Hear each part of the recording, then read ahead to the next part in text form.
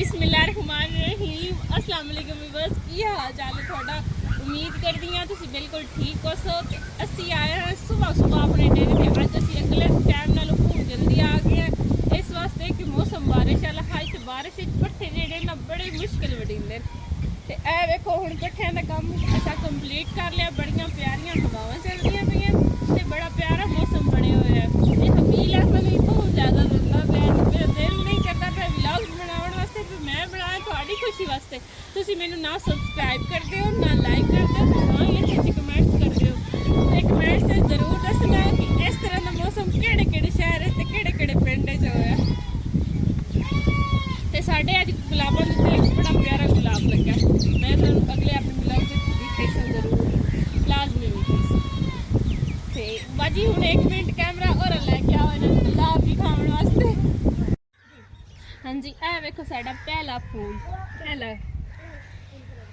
ये मेरे एक फ्रेंड मैनू गिफ्ट किए हैं पौधे 10-12 कलर के। ये हूँ उन्होंने पहला फूल लगा है तो अगर वो मेरे कितने नज़दीक होंगे ना तो ये पहला फूल मैं उन्होंने गिफ्ट करना है जी। अगर वो मेरे कितने वेख रहे ना तो ए वेखो ये पहला फूल थानू गिफ्ट दे छड़िया। तो हबील अहमद बड़ा शरारती है तो कैमरा जरा हबील अहमद नाल करो तो जल्दी जल्दी जाके ते कट्टे ते बह जाता है। बच्चे बड़े शरारती होंगे तो हबील अहमद तो कुछ ज़्यादा ही शरारती है। तो ए वेखो बाकी भी फूल हैं जिन्होंने उत्ते कलियां लग गई हैं तो जिस टाइम फूल लगे मैं थोड़ी जरूर लिखाईसा। ए वेखो ऐस तो हबील अहमद तोड़ दी है कली वो खराब हो गया हूँ उग तो गया लेकिन वो हूँ ठीक तरह नहीं हो गया। तो इन्होंने मैं कल खाद दी आई थोड़ी थोड़ी। ए मैं अपनी मझ नूं पट्ठे पा रही हूँ।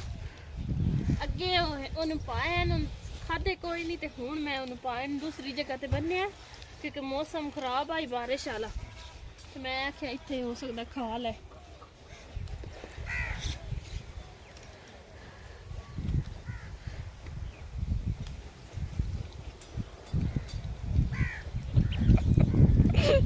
आ जाओ क्यों बाजी तुसी क्यों उठते हो? ओए ओ देखो क्यों आटा रख दिते ही। वैसे पट्टे खांदी कोई नहीं अज इस पट्टे गते पर आटा गते तो खांदी पई है। हटो यदि बड़ी तबीयत खराब रही है तो पट्टे शट्टे कोई ना खांदी बेचारी कोई ना मैदे का मसला बन गया। तो हुण ए वेखो आटा उत्ते पाया ना तो इन्हें सारे पट्टे खा जाने। हाँ जी मैं बहुत ले जानी तो मैं पट्ठे ने मिलाना है। मझ साड़ी बड़ी बीमार रही है तो ये अस बड़े इलाज किए हूँ अगे नालों माशाअल्लाह ठीक हो गई है। अल्लाह कसी होर बेहतर हो जासी।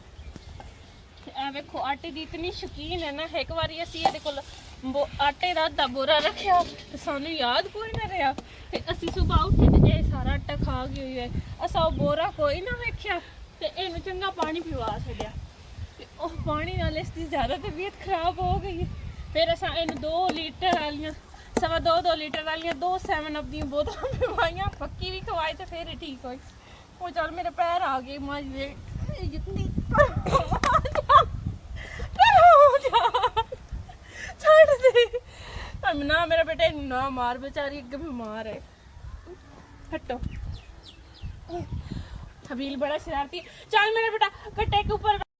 ए देखो असी आए अपने प्याज साफ करन ते इहदे विच बहुत ज़्यादा जड़ी बूटियां जम गईयां ईद की वजह। ए देखो ईद की वजह तो असी आ नहीं सके क्योंकि बहुत ज़्यादा मसरूफियात आ मेहमान आन इसकी वजह तो ए हुण असी साफ करनी आया है। हमजा साडे नाल आया एक साडी कज़न की बेटी है वह भी नाल आई तो बाजी भी है तो मैं भी हाँ तो जिथे तक साफ होई कर ली सन तो बाकी जी कल नूं कर ली सन। तो वह साडा कज़न है तो ओदी वाइफ है तो वह अपनी कणक चेक करने वास्ते आए क्योंकि गंदम हुण पक गई है। तो हुण वैसे शहर वाले लोग कितने आसानी नाल बह के ते खांदे साडे पिंड वालियां दी लाइफ वेखो किस तरह दी है। हुण गंदम पक गई है हुण इहदे तो 10-15 दिन साडे इस दे उत्ते लग जावणे। कमेंट से दस्सिओ किस किस जगह ते गंदम जल्दी पक गई है तो हुण उन्होंने वढ भी लई है। आओ असीं हुण प्याज साफ करिए बाजी हुण तुसीं भी आ जाओ।